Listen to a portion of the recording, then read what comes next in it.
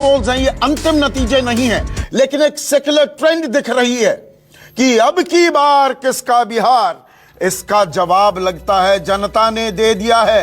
अब की बार तेजस्वी सरकार बिहार में होने वाली है, तेजस्वी की सरकार। और यहां पर अलग अलग एग्जिट पोल्स के जो मैं आपको आंकड़े दिखा रहा हूं। रिपब्लिक, जन की बात, एनडीए 91 से 117, महागठबंधन 118 से 138, औसत लगाइए तो 128। और अभी आपको आंकड़े दिखाएंगे। एबीपी सी वोटर का भी आंकड़ा आया है, उसमें 120 पर अटक गया है महागठबंधन। जो जादुई आंकड़ा है, बहुमत का आंकड़ा 122 का, आप जानते ही हैं 243 सीटें हैं, बिल्कुल वहां पर पहुंच गया है महागठबंधन। जबकि एनडीए 104 से 128, 116 पर। ये वो एग्जिट पोल है जो बहुत टाइट फाइट दिखा रहा है। लेकिन न्यूज 18 इंडिया और टुडेज चाणक्य में एक पूरी लहर की वानगी दिखाई गई है। महागठबंधन 180 सीटें, 2/3 बहुमत, एनडीए सिर्फ 55 पर सिमटती दिख रही है। और यहां पर एक बात अब साफ होती दिख रही है, नाराजगी, जबरदस्त नाराजगी थी, एक एंटी इनकम्बेंसी थी नीतीश कुमार के खिलाफ। और नीतीश कुमार और प्रधानमंत्री मोदी ने साझा रैलियां भी की। लेकिन विधानसभा चुनाव में प्रधानमंत्री मोदी का भी जादू नहीं चलता दिखा है। उसमें कमजोर कड़ी नीतीश कुमार साबित हुए हैं। कहीं ना कहीं एक थकान, एक जड़ता दिखाई दी। और उसी की वानगी अब आपके सामने सभी एग्जिट पोल्स के जो आंकड़े हैं वो आपके सामने पेश कर रहे हैं। और आप यहां पर पाएंगे एक भी एग्जिट पोल में महागठबंधन एनडीए से पीछे नहीं है। तो एक भी ऐसा एग्जिट पोल नहीं है जहां पर एनडीए ने बढ़त बनाई हो। तो अब मुद्दों की बात करते हैं। क्या नौकरी, 10 लाख नौकरी देने का वादा सबसे बड़ा मुद्दा बन गया? उसी के चलते ट्रैक्शन हुई।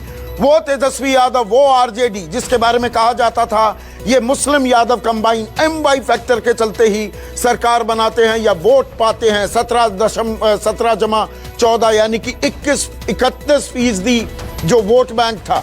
लेकिन यहां पर जो ट्रैक्शन दिख रही है, पहली पसंद 44% बिहारियों की पहली पसंद मुख्यमंत्री के लिए नीतीश कुमार नहीं, तेजस्वी यादव बन गए हैं। नीतीश कुमार दूसरे नंबर पर 35%। एक और आंकड़ा टुडेज चाणक्य का, 63% लोग बदलाव चाहते हैं। तो क्या ये वोट फॉर चेंज था? ये बदलाव के लिए वोट था क्या?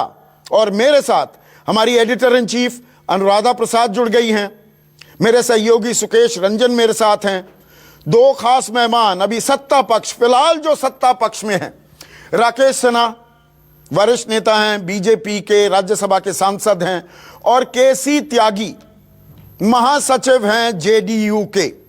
तो पहले राजनीतिक चर्चा शुरू करूं उससे पहले अनुराधा, अगर मैं ये कहूं, देखिए एक सेक्युलर ट्रेंड, एक भी एग्जिट पोल एनडीए को बढ़त नहीं दे रहा है, तो ये वोट फॉर चेंज है, ये बदलाव की वोट देख रहे हैं क्या हम? बिल्कुल संदीप, ये बदलाव का ही वोट होगा, क्योंकि हर कोई एक ही तरीके की बात कर रहा है। और अगर हर एग्जिट पोल एक तरीके की बात कर रहा है तो इसका मतलब आपके लिए मसला जो है वो बिल्कुल साफ है। क्योंकि अगर आप बदलाव की ही बात करेंगे तभी इस तरीके के एग्जिट पोल्स आते हैं। आपको पता है संदीप, आप हम सब कितने सालों से इलेक्शंस को देखते रहे हैं, और जब भी इस तरीके की बात आती है और जब भी एक मिनट के लिए रोक रहा हूं अनुराधा आपको, एग्जिट पोल में एक और अहम आंकड़ा आ गया है। एक मिनट के लिए रोक रहा हूं अनुराधा आपको। ये India Today Axis My India का जो एग्जिट पोल है वो आ गया है। और यहां पर भी जिस सेक्युलर ट्रेंड की हम बात कर रहे हैं वही आगे बढ़ रही है।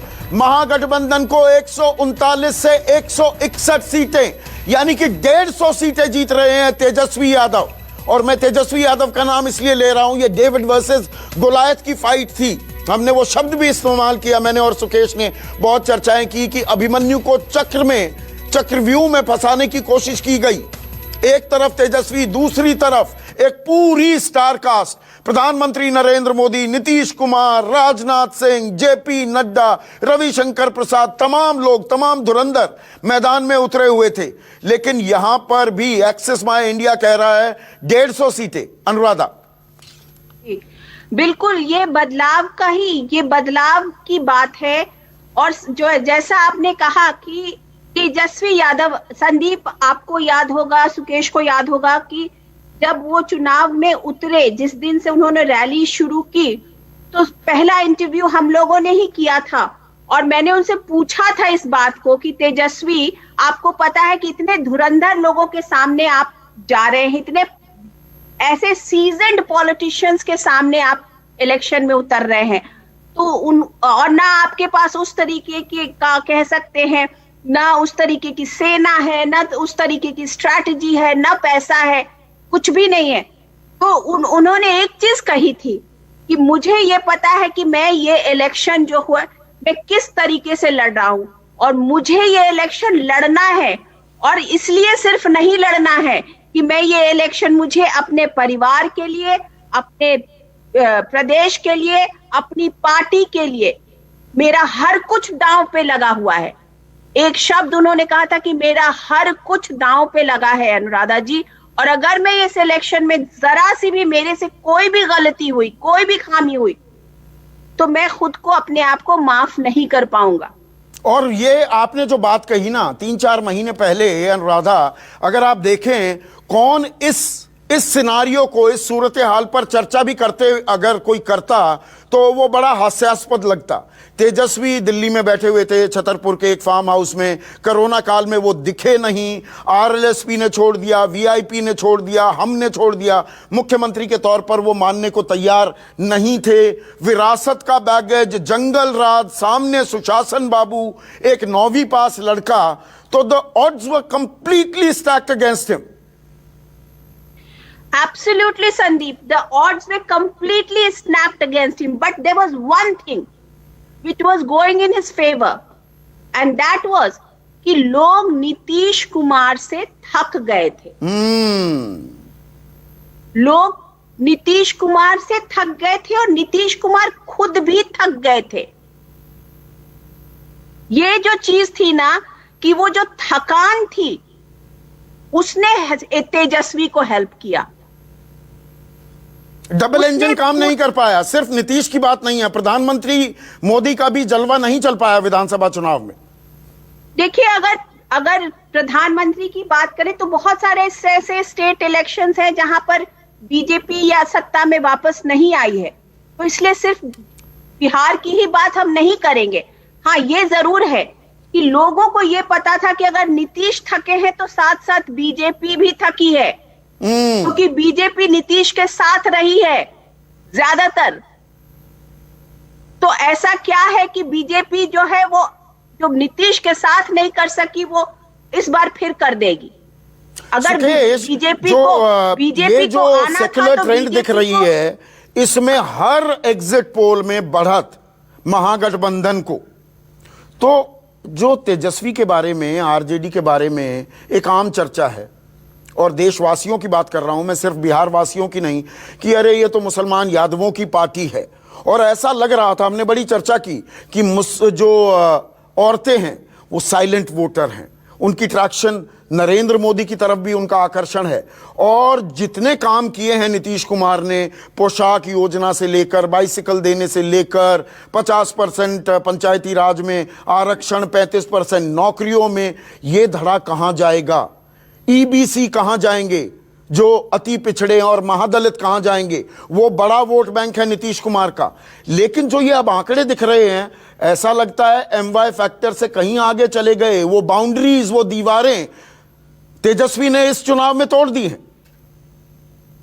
क्योंकि मैंने अनुराधा जी को सुना नहीं है, इसलिए at the cost of repeating मैं ये कहता हूं कि बहुत लोग इस पूरी जो एग्जिट पोल है उसका एनालिसिस कुछ ऐसे करेंगे कि ये रिजेक्शन ऑफ नीतीश कुमार है। ये रिजेक्शन ऑफ नीतीश कुमार तो है ही, ये selection of a young guy in politics है, जो लालू यादव के साये से बाहर आ चुका है, जिसने बिजली, सड़क, पानी के खिलाफ उसको आगे बढ़ाते हुए पढ़ाई, कमाई, दवाई, सिंचाई, सुनवाई और कार्रवाई की बात की।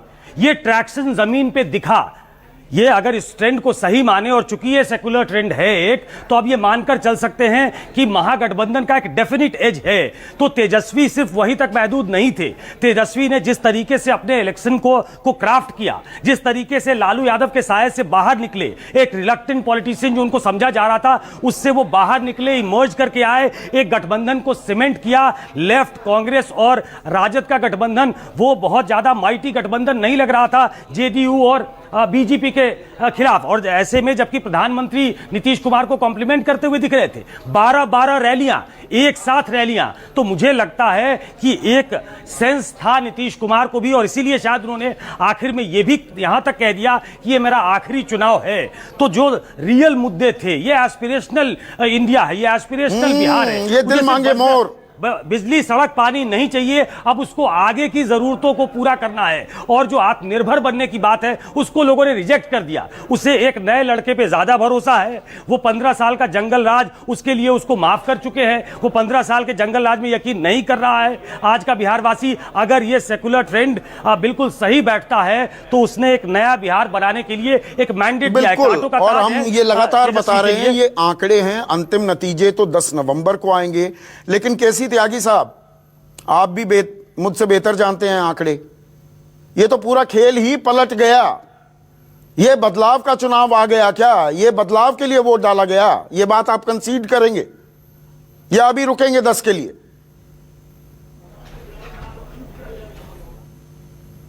ये लेकिन अगर आपके आंकड़े भी सही हैं तो हमारे नेता चंद्रशेखर जी कहा करते थे कि चुनाव में जिसको पराजय का डर हो और राजनीति में जिसको साथियों से बिछड़ने का अफसोस हो, वो राजनीति में उसको नहीं आना चाहिए। लिहाजा हम हर चीज के लिए तैयार रहते हैं, इंक्लूडिंग हम पराजय भी हो सकते हैं 10 तारीख को, इसके लिए भी हम तैयार हैं। लेकिन जनता ने नीतीश कुमार की पॉलिटिक्स को रिजेक्ट कर दिया। उसका 40-45 साल पुराना साथी होने के नाते मैं आपकी बात को नहीं मानता हूं। लोहिया, जेपी, कर्पूरी ठाकुर की जो समाजवादी विरासत है, नीतीश कुमार उसका सबसे शानदार नमूना है, जिस पे ना डिस्प्रपोर्शनेट का मुकदमा है, जिस पे ना परिवारवाद का मुकदमा है, और जिस पे ना सीबीआई इंक्वायरी हुई है। नंबर 1, ये बातें नंबर 2, 15 साल तक बिल्कुल जायज बात कह रहे हैं केसी त्यागी, लेकिन बदलते बिहार जो शब्द इस्तेमाल किया सुकेश ने, उसकी नब्ज नहीं पकड़ पाए क्या? विकेट, और आजकल आईपीएल का सीजन भी चल रहा है ना केसी त्यागी साहब, तो ये जो बिहार प्रीमियर लीग चल रही थी, इसकी विकेट, चुनावी विकेट तेजस्वी ने तैयार कर दी क्या? नौकरी के मुद्दे पर उससे हिले नहीं, 1-2 जगह मिसस्टेप किए पर उससे हिले नहीं, आपको उनकी पिच पर खेलना पड़ा। मैं संदीप जी, जो न्यूज 24 का एडिटोरियल ग्रुप है, उसको 15 मिनट तक बहुत शांति के साथ सुना। मैंने आपको बीच में इंटरव्यू नहीं किया। हाँ। दूसरा मेरा ये कहना है कि हमने 15 साल तक एक जो बिहार खराब हो गया था उसको पटरी पे लाने का प्रयास किया, एक जिसको सब स्वीकार करते हैं, सुकेश भी, आप भी, अनुराधा भी, सब स्वीकार करते हैं।